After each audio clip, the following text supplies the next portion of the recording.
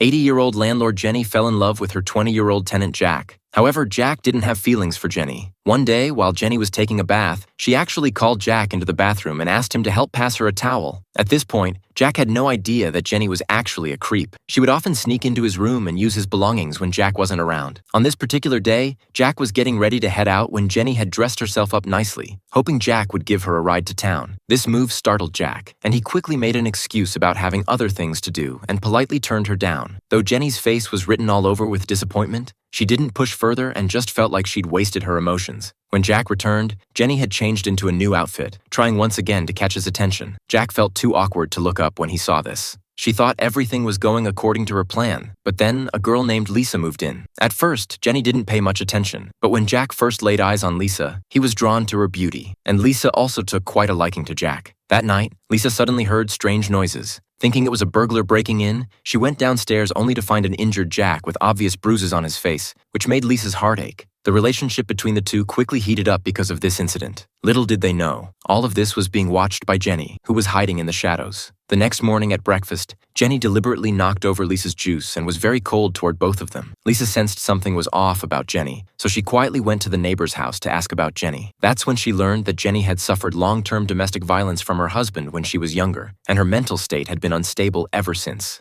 Just then, Jenny happened to see them talking through the window and mistook it for them gossiping about her behind her back, so she immediately called Lisa back home. Once back in the room, Jenny claimed the neighbor was a bad woman who had pursued her husband when they were younger. Lisa naturally didn't believe this and immediately packed her bags to move out. It was this very decision that made Jenny decide to get rid of the neighbor. Jenny entered the house and caught her off guard, smothering her with a pillow, then pretended to cry sadly. When Jack saw this, he came over to comfort her, but Jenny took the opportunity to throw herself into his arms.